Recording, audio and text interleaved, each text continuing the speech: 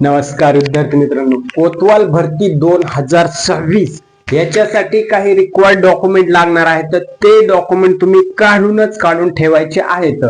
Court office भरती सारखे म्हणजे कोर्टाची जी भरती होती त्याच्यासारखे तुम्ही गडबड करू नका. त्याच्यामुळे या भरतीला, कोतवाल भरतीला, जरी तुम्हाला गावामध्ये असूनच, गावामध्ये राहूनच नोकरी मिळणार आहे, त्यासोबत तुम्ही इतरत्र जोडधंदे करू शकता. म्हणून ही नोकरी एकदम फायदेशीर आहे. त्याच्यामुळे ह्या नोकरीला हलक्यात अजिबात घेऊ नका. 15,000 ते 16,000 स्टार्टिंगचं वेतन असणार आहे. त्याच्यामुळं ही नोकरी तुम्हाला अगदी गावात राहून लाईफ टाइम सरकारी नोकरी असणार आहे मित्रांनो. त्यामुळे बिलकुल ह्या नोकरीला कॅज्युअली घेऊ नका. याच्यामध्ये काही डॉक्युमेंट्स लागणार आहेत, लक्षात घ्या. आणि मेन म्हणजे याच्यामध्ये पहिली दुसऱ्या कुठल्या एक्झाम असतील तर महाराष्ट्रासोबत तुम्हाला स्पर्धा करावी लागत होती, लक्षात घ्या. परंतु इथे तुमची स्पर्धा तुमच्या गावातल्या व्यक्तीसोबतच असणार आहे, तुमच्या घरातल्या व्यक्तीसोबतच असणार आहे.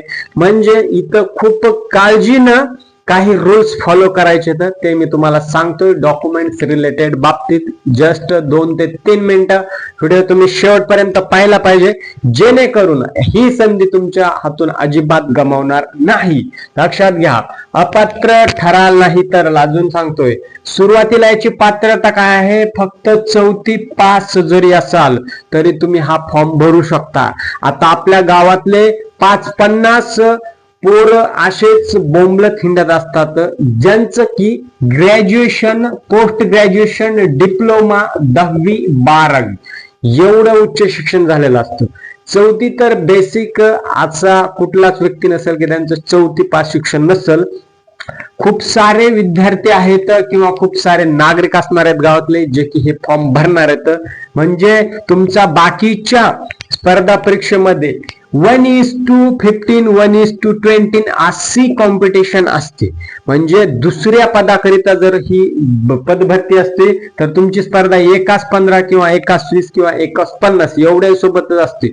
परंतु तुमच्या गावातूनच जर, लक्षात घ्या, 50 किंवा 100 फॉर्म आले तर काय करा. म्हणजे ही कॉम्पिटिशन लेवल बघा. म्हणजे जागा एक असणार आहे आणि तुमची स्पर्धा 50 किंवा 100 व्यक्ती सोबत असणार आहे, ते पण तुमच्या भाऊबंदकीमध्ये, तुमच्या गावातल्याच जवळच्या व्यक्तीसोबत, तुमच्या मित्रासोबत, तुमच्या नातेवाईकासोबत.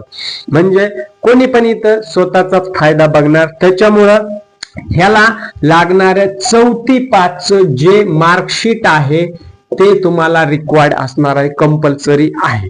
आता इथं लक्षात घ्या, जर तुम्ही 4थी पास असाल तरी फॉर्म भरू शकता. 7वी, 10वी, 12वी किंवा पोस्ट ग्रॅज्युएशन इथपर्यंत जरी असाल. आणि मी तर म्हणेल, तुम्ही जेवढं हाय ग्रॅज्युएट असाल तेवढा त्याचा पुरावा तुम्ही तिथे जोडा. कारण की काय होणार आहे मित्रांनो, ही महसूल विभागाअंतर्गत येणारी भरती कोतवाल, जे की ग्रुप डी चं पद आहे, ग्रुप डी चं पद आहे. त्याच्यामध्ये काय आहे, महसूल विभागाला उच्च शिक्षित जर तरुण भेटले ह्या नोकरी करता, ते काम अधिक उत्तम पद्धतीने करू शकतात, इफेक्टिव्ह काम करू शकतात. कारण त्यांना सगळ्या गोष्टीचं नॉलेज असणार आहे. समाजात वावरायचं कसं, बोलायचं कसं, काम कुठल्या पद्धतीने हँडल करायचं, कसं गावाला अलर्ट करायचं, क्राईम कसे कमी करायचे, पोलीस पाटलाला सहकार्य करायचं, गावामध्ये दवंडी कशी द्यायची, पत्र व्यवहार कसा करायचा, मराठी, इंग्लिश, हिंदी ह्या तिन्ही भाषाचं ज्ञान. म्हणजे जेवढा उच्च शिक्षित असेल तेवढाच महसूल विभागाला या ठिकाणी फायदा होणार आहे. म्हणून कमीत कमी तुमचं 4थी शिक्षण पास आणि त्याचं मार्कशीट सोबत ठेवा, म्हणजे काढूनच ठेवा. जर नसेल तुमच्याकडे, लगेच फास्टपणे तुमच्या जिल्हा परिषद शाळेत जायचंय, त्यांना अर्ज द्यायचा आहे, माझं 4थीचं मार्कशीट मला हवंय, तर ते तुम्हाला काढून देतील.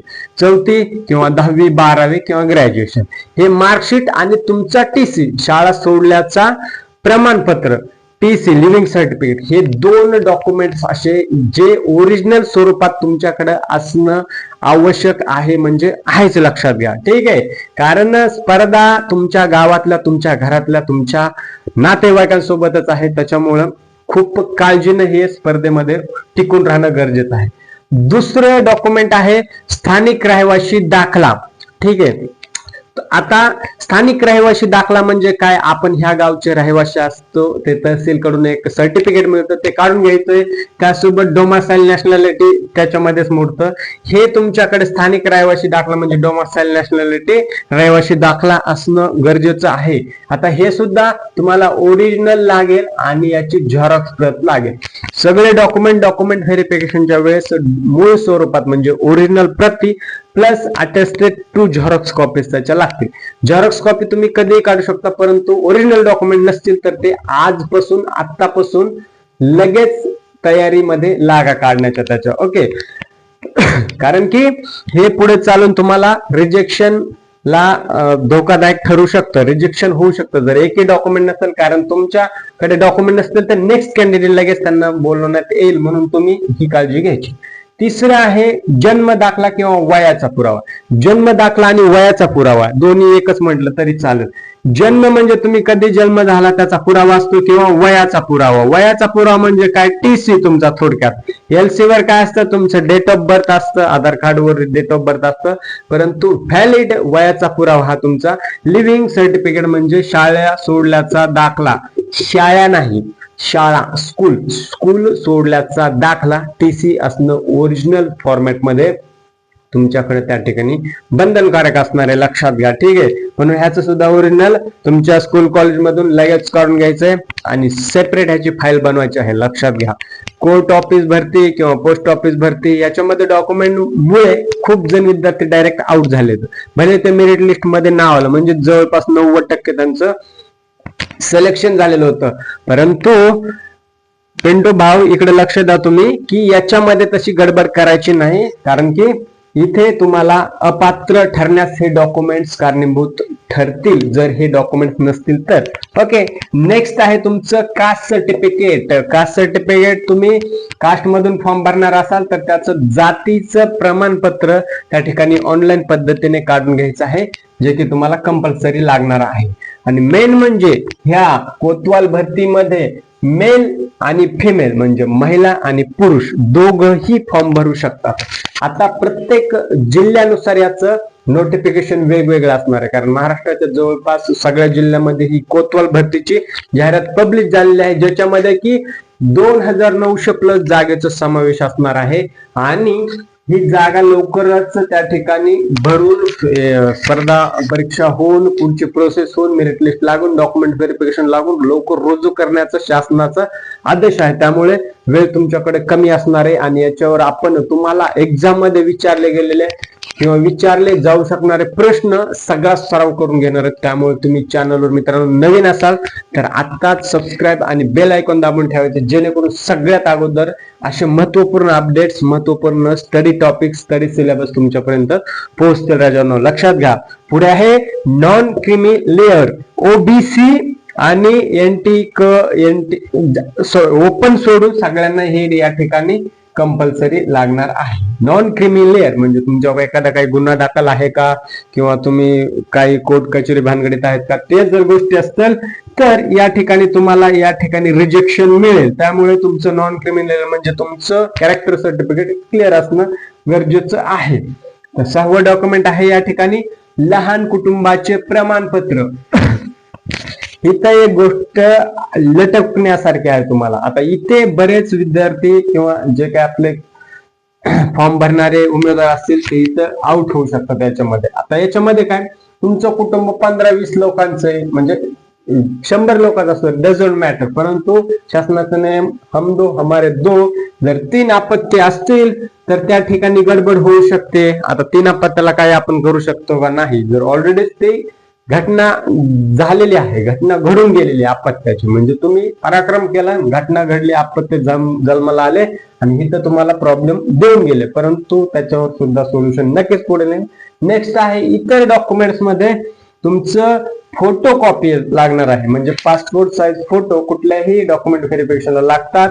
त्यासोबत तुमचा ऍक्टिव्ह मेल आयडी लागणार आहे.